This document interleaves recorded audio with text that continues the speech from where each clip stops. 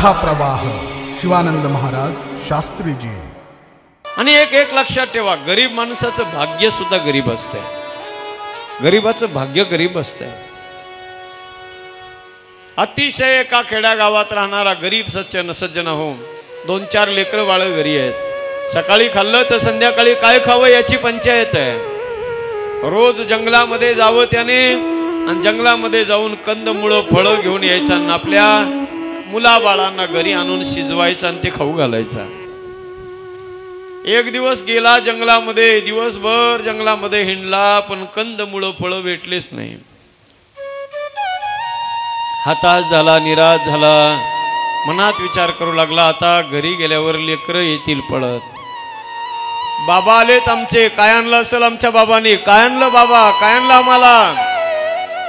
घरी गेल्यावर काय सांगू आता, काय उत्तर देऊ त्या लेकरांना? लेकरांनो, अरे दिवसभर जंगलामध्ये फिरलो, पण आज काही सापडलं नाही रे राजांनो, काय म्हणून तोंड दाखवू त्या लेकरांना? मनात विचार करत होता।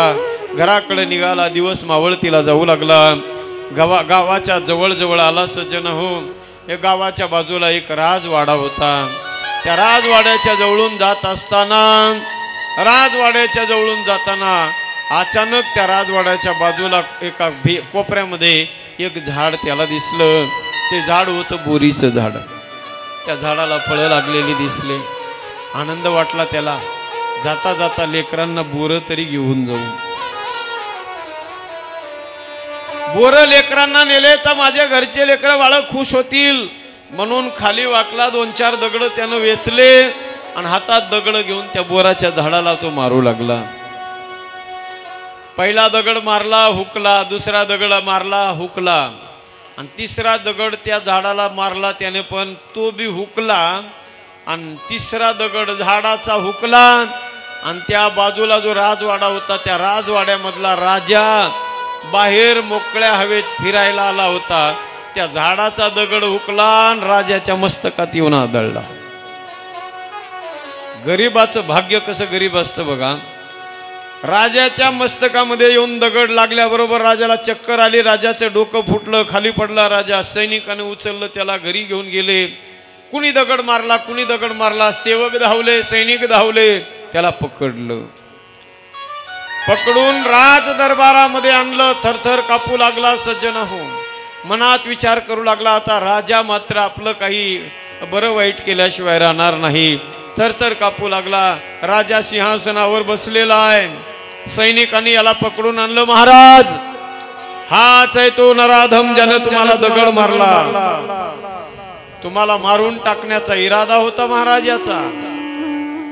जाणीवपूर्वक बरोबर तुमच्या मस्तकात दगड मारलाय महाराज याने।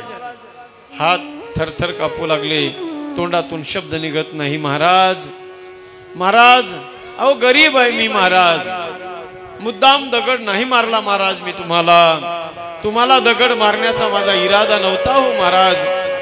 दिवसभर शिकार शोधायला गेलो होतो, काहीतरी कंदमुळं फळं आणायला गेलो होतो जंगलामध्ये महाराज, काही सापडलं नाही। दिवस मावळतीला चालला होता, येता येता रस्त्याने रस्त्याच्या कडेला एक बोरीचं झाड दिसलं। त्या बोरीच्या झाडाच्या दिशेने दगड मारला महाराज, मला माहिती नव्हतं त्या बोरीच्या झाडाला दगड लागला नाही, आणि चुकून नेमकं तो दगड चुकला आणि तुमच्या डोक्यात येऊन लागला महाराज। तुम्हाला मारण्याचा इरादा नव्हता, माफ करा महाराज, माफ करा, मुद्दाम तुम्हाला मी नाही मारला दगड। त्याला वाटू लागला आता राजा आपल्याला फार मोठा दंड देईल। राजानं ऐकून घेतलं, राजानं सैनिकाला सांगितलं, सैनिकांनो याला आतमध्ये घेऊन जा, यानं दगड मारलाय मला, याला आतमध्ये घेऊन जा, आणि याच्या झोळीमध्ये हिरे, माणिक, मोती, सोन्याच्या मोहरा ह्याच्या झोळीत टाका। सैनिक म्हणू लागले, महाराज काय म्हणताय तुम्ही? राजा म्हणला, हो जा, मी सांगतोय, माझा आदेश आहे, हिरे, माणिक, मोत्याच्या, सोन्याच्या मोहरा याच्या झोळीमध्ये टाकून द्या। अहो पण महाराज, हा तुम्हाला मारायला निघाला होता, तुम्हाला मारून टाकण्याचा याचा इरादा होता महाराज, आणि या अशा मूर्ख माणसाला, अशा नराधमाला तुम्ही सोन्याच्या हिरा भिरे माणिक मोत्याच्या मोहरा द्या म्हणून सांगताय. राजा म्हणला, अरे तुम्हाला काय कळणार, गरिबीचं दुःख काय असतं हे तुम्हाला काय कळणार. अरे जर त्यानं दगड मारलेला दगड जर त्या बोराच्या झाडाला लागला असता तर त्या झाडानं त्याला फळं दिली असती. झाडाला जर दगड लागला असता तर झाडानं त्याला फळं दिली असते. अरे झाडाला चालता बोलता येत नाही, मला चालता बोलता येते. अरे त्या निर्जीव झाडानं जर त्याला दगड मारला तर झाड जर त्याला फळ देतंय तर मी तर चालता बोलता राजा आहे, त्यानं मला दगड मारला तर मी त्याला का काही देऊ नये. झाड जर त्याला फळ देते तर मी त्याला का काही नाही दिलं पाहिजे. याची झोळी भरून हिरे माणिक मोत्याच्या मोहरा याला देऊन टाका. गरिबी फार अवघड असते सज्जन हो. म्हणून म्हणलं गरिबी असावी माणसाच्या जीवनामध्ये. माणसानं गरीब असावं पण दरिद्री असू नये. बघा, गरिबी ही कायमस्वरूपी राहत नसते, पण दारिद्र्य जर एकदा जीवनामध्ये आलं तर ते आयुष्यभर दारिद्र्य राहते. गरिबी कायमस्वरूपी राहत नाही. आपण पाहतो या जगामध्ये काही गरीब माणसं कमी नाहीत, पण गरिबीमध्ये सुद्धा माणूस की सोडत नाही. गरीब माणूस सगळ्यात जास्त माणूस की या जगात जर कुणाला असेल तर ती गरीबाला असते सज्जन. भावना जर अंतःकरणामध्ये सगळ्यात जास्त कोणाच्या असतील तर त्या गरीबाच्या असतात. गरीब माणूस चुकल सज्जन हो, पण गरीब माणूस गुन्हा कधी करत नाही. मुद्दाम पाप कधी गरीब माणूस करत नसतो.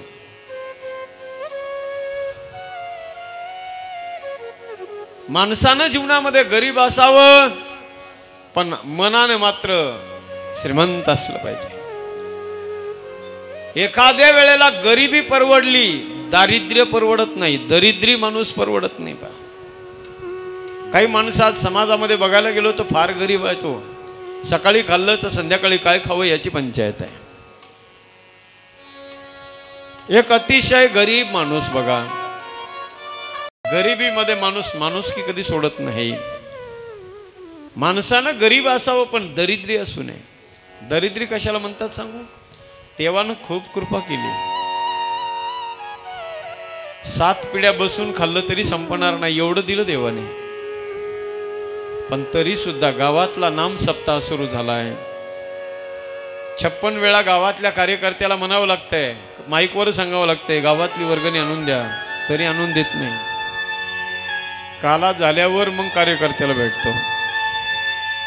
याला दरिद्री म्हणावं, पक्का दरिद्री. आणि अशा दिवाळखोर माणसाच्या जीवनामध्ये सज्जन हो त्याचं दारिद्र्य कमी होत नसतं. देवानं आपल्याला भरपूर देऊन सुद्धा जर मनामध्ये उदारता नसेल, मन जर मोकळं सुटत नसेल देवाच्या दरबारात, अरे ज्याच्या कृपेनं आपल्याला मिळालंय कमीत कमी त्याला देताना तरी माणसानं मागं पुढं पाहू नये. ज्यानं आपल्याला भरभरून दिलंय ज्या परमेश्वरानं, त्याला देताना काही संकोच करू नये. आपल्या अवसानापेक्षाही जर आपल्याला जास्त मिळालं असेल तर आपलं कर्तव्य सज्जन होते दुसऱ्याला वाटलं पाहिजे. पण या सत्राजितानं ऐका, तो मणी नाही दिला. कृष्ण परमात्मा म्हणले ठीक आहे, मणी तुझा आहे, या मण्यावर अधिकार तुझा आहे, तुझी इच्छा नसेल तर नको देऊ. नाही दिला त्यानं मनी सज्जन हो. कृष्ण परमात्मा माघारी गेले. ऐका लक्ष देऊन, काय सांगतोय मी तुम्हाला. कृष्णाचं लग्न भालूच्या मुलीसोबत कसं लागलं ही कथा सांगतो. कृष्ण परमात्मा माघारी निघून गेले. दुसऱ्या दिवशी त्याचा भाऊ, त्याच्या भावाचं नाव होतं सत्राजिताच्या प्रसेन.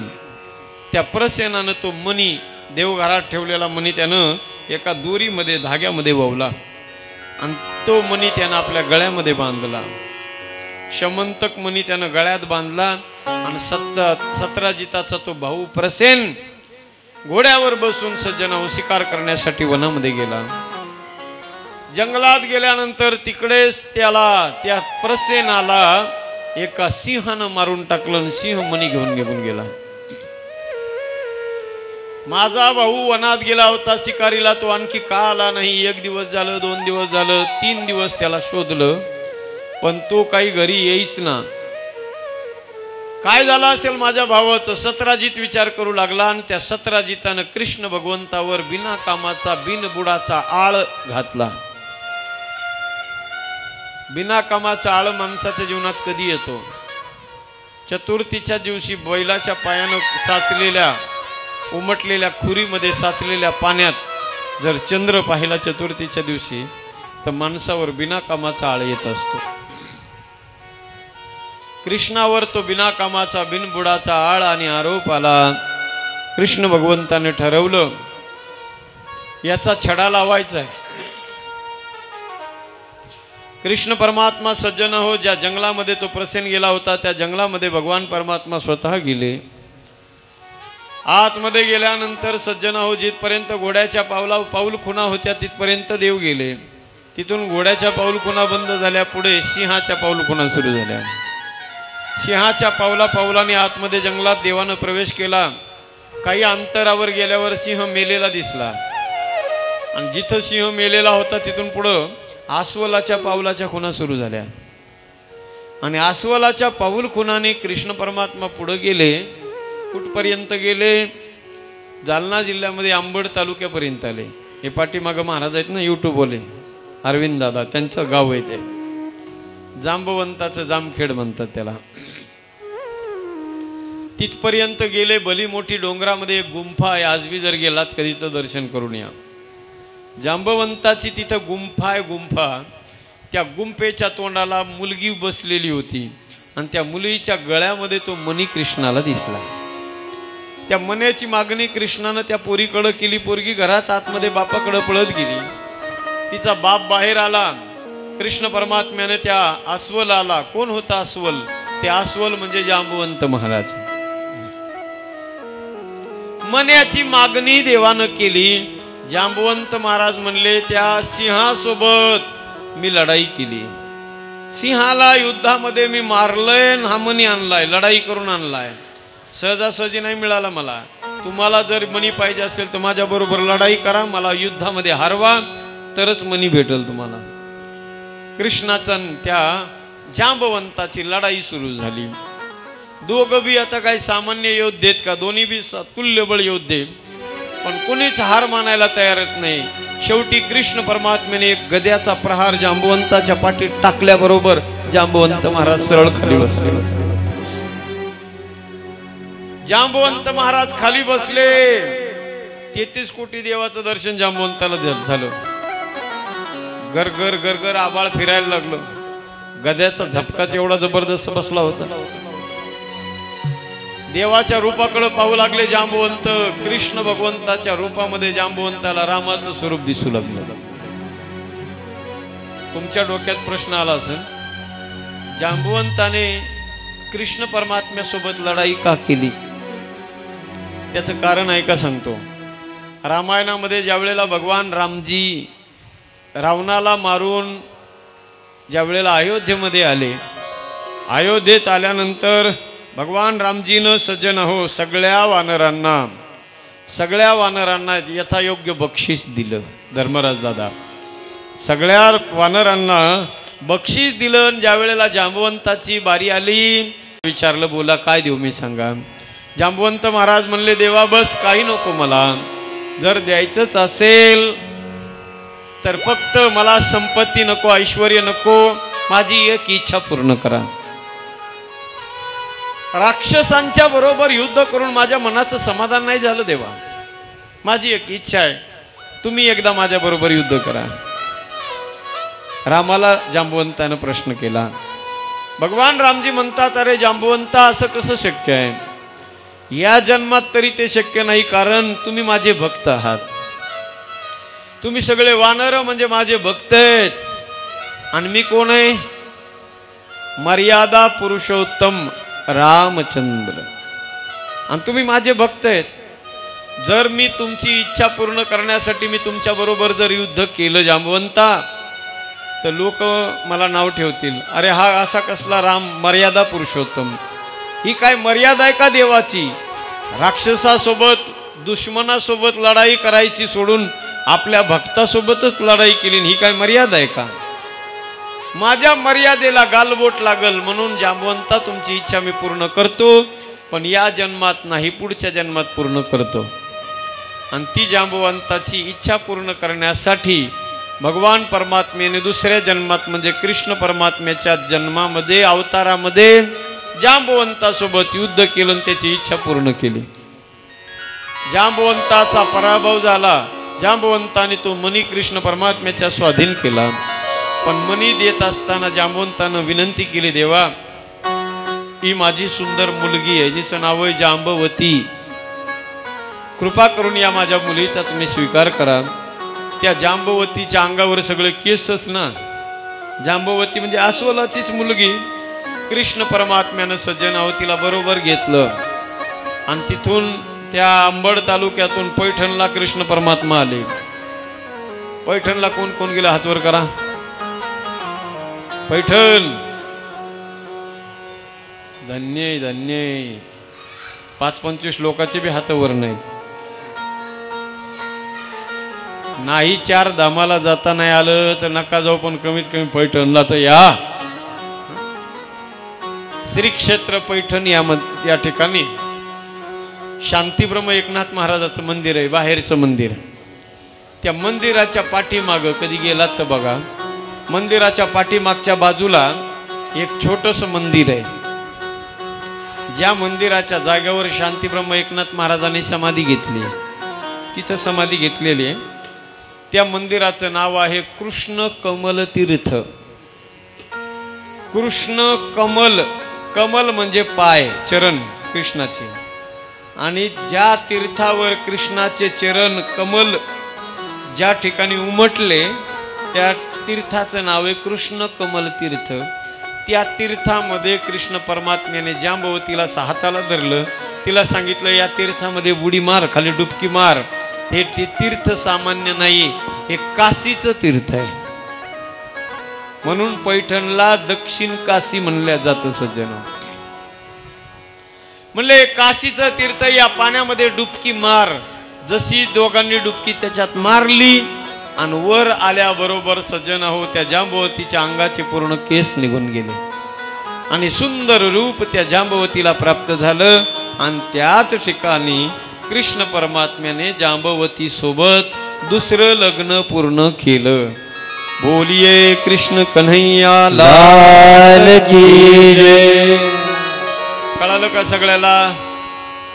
जांबवती अस्वलाच्या मुलीसोबत देवाचं लग्न कसं झालं त्याचं हे उत्तर आहे. आणि मग त्याच्यानंतर तो मणी, ज्याचा मणी होता त्याचं नाव आहे सत्राजित.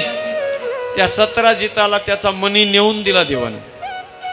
सत्राजिताला जाऊन सांगितलं तुझा भाऊ जंगलात गेला होता शिकारीला, सिंहाने त्याला मारलं, त्या सिंहाला जांबवंताने मारलं, जांबवंताला मी युद्धात हरवलं आणि युद्धात हरवून त्या जांबवंताकडून हा मणी घेऊन आलोय. भाऊ तुझा मणी तुझा, तुला लख लागो. त्या सत्राजिताला माझ्या भगवान कृष्ण परमात्म्याचा हा सुंदर स्वभाव आवडला. सरळ स्वभाव. देवानं गुन्हा केला नव्हता पण तरी गाळ घेतल्यामुळं देवानं त्या गोष्टीचा छडा लावला आणि तो मणी त्याला नेऊन दिला. देवाचा सरळ स्वभाव, सत्राजितानं देवाचा सरळ स्वभाव पाहिला आणि त्या सत्राजितानं देवाला विनंती केली, देवा माझी सुद्धा एक सुंदर मुलगी आहे, माझ्या या सुंदर मुलीचं नाव आहे सत्यभामा. कृपा करून माझ्या या सत्यभामेचा तुम्ही स्वीकार करा. देव म्हणले आता मी किती बी जणीचा स्वीकार करतो, अडचण नाही आता काही. पहिल्या जन्मामध्ये जमत नव्हतं कारण मर्यादा पुरुषोत्तम, एक बाणी, एक वचनी, एक पत्नी हे व्रत होतं. आता काही अडचण नाही. सत्यभामेसोबत देवानं तिसरं लग्न केलं. बोलिये कृष्ण कन्हैया लाल की जय. कृष्ण परमात्मा आणि अर्जुन दोघं यमुनेच्या काठावरून फिरत जात असताना एक सुंदर स्त्री तपश्चर्या करत होती. अर्जुनाला देवानं विचारलं, अर्जुना कोण ही स्त्री आहे, एवढी सुंदर स्त्री कोण आहे? अर्जुनानं सांगितलं म्हणे देवा हिचं नाव आहे कालिंदी. या ही कालिंदी देवा तुमच्या प्राप्तीसाठी अनेक वर्षापासून तपश्चर्या करत बसले. देवा तुम्ही हिचा स्वीकार करा. कालिंदी सोबत देवानं चौथं लग्न केलं. कृष्ण कन्हैया लाल की जय. भगवान कृष्ण परमात्म्याने सज्जन हो, मित्रवृंदा नावाची एक सुंदर स्त्री होती. मित्रवृंदा, तिच्यासोबत पाचवं लग्न केलं. नग्नजित नावाचा एक राजा आहे, त्याची एक नग्नजिती नावाची सुंदर मुलगी आहे. त्या राजानं आपण ठेवला आपल्या मुलीसाठी. जो कोणी बैलाच्या नाकामध्ये मदोन्मत्त झालेल्या उन्मत्त बैलाच्या नाकाला त्याला पकडून खाली पाडून बैलाला त्याच्या नाकात जर जो कोणी व्यसन घालील त्याला माझी पोरगी देऊन टाकणार. कृष्ण परमात्म्याने तो पण जिंकला आणि त्या नग्नजिती सोबत 6वं लग्न केलं. राजादी देवी नावाची एक स्त्री होती. तिची एक सुंदर मुलगी होती जिचं नाव होतं भद्रा. तिच्यासोबत कृष्णानं 7वं लग्न केलं. आणि माद्र देशाचा राजा, त्याची एक सुंदर मुलगी जिचं नाव होतं लक्ष्मणा. त्या लक्ष्मणासोबत कृष्णानं 8वं लग्न केलं. शुकदेव भगवान म्हणतात, राजन, या कृष्ण परमात्म्याच्या मुख्य 8 पत्न्या आहेत. कोणत्या कोणत्या राहिल्या का ध्यानात? ऐका पुन्हा एकदा. पहिली रुक्मिणी, काल लग्न झालेली. दुसरी जांबवती. तिसरी सत्यभामा. चौथी कालिंदी. 5वी मित्रवृंदा. 6वी नग्नजिती. 7वी भद्रा आणि 8वी लक्ष्मणा. या कृष्ण परमात्म्याच्या प्रमुख 8 पट्ट राण्या, मुख्य 8 राण्या आहेत. आता किती राहिले लग्न? 16,100 बाकी राहिले. 8 झाले आता. या पृथ्वी तलावर सज्जन हो, भौमासूर नावाचा एक राक्षस होता. भौमासूर त्याला म्हणतात भूमीवरचा आसूर, म्हणून त्याचं नाव होतं भौमासूर. तो काय करायचा? भौमासूर पृथ्वीवर, या भूमीवर जेवढ्या जेवढ्या सुंदर स्त्रिया आहेत त्या सुंदर स्त्रियांना तो पकडायचा आणि पकडून त्याचं एकच काम होतं, तो पाताळात न्यायचा खाली आणि पाताळात नेऊन बंदी शाळेमध्ये बंद करून टाकायचा. 16,100 स्त्रियांना भौमासुरानं पाताळात नेऊन बंदिस्त केलं होतं. ही बातमी कळाली कृष्ण परमात्म्याला.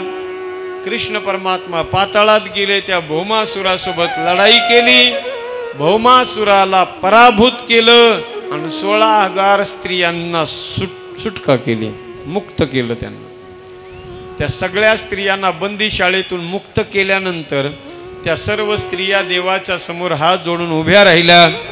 देवाला म्हणू लागल्या, देवा तुम्ही आम्हाला या नराधमाच्या तावडीतून मुक्त केलंय, पण आमच्या या आता कलंकित झालेल्या जीवनाचा कोण स्वीकार करणार देवा? भगवान म्हणले, चिंता नका करू, या जगात ज्याचा कुणीच वाली नाही ना, त्याचा वाली मी आहे. जिसका न कोई संगी साथी, ईश्वर है रखवारा, जो निर्धन है, जो निर्बल है, वो है प्रभु का प्यारा. प्यार के मोती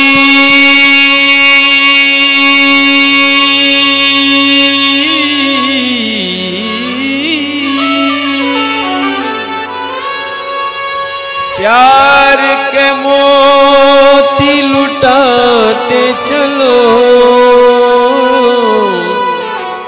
प्यार के मोती लुटाते चलो,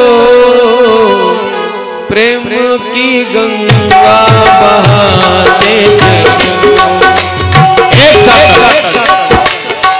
प्रेम की गंगा बहाते चलो, ज्योत से ज्योति जगाते चलो, ज्योत से ज्योति जगाते चलो, प्रेम की गंगा बहाते चलो, प्रेम की गंगा बहाते चलो।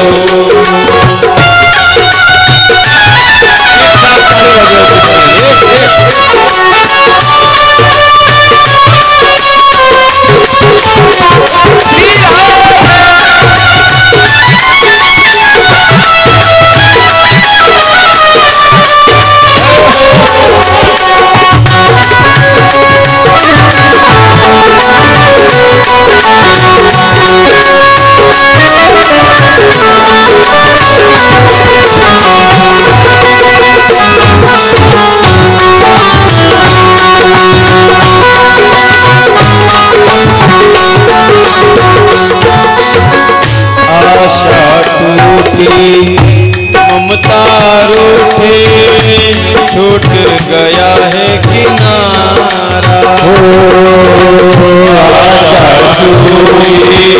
ममता रूठी छूट गया है बंद करो मत द्वार दया दे दो कुछ तो सहारा, बंद करो मत द्वार दया दे दो कुछ तो सहारा,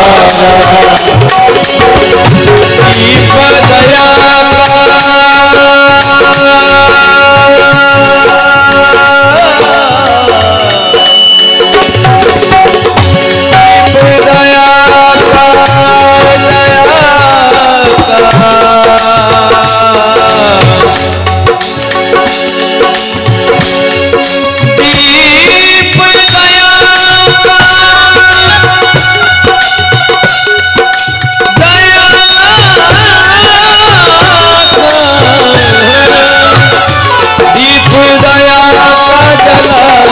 चलो, दीप दया प्रेम की गंगा बहाते चलो, प्रेम की गंगा बहाते चलो,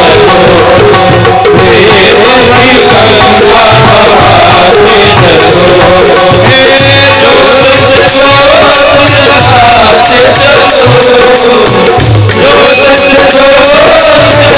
बहाते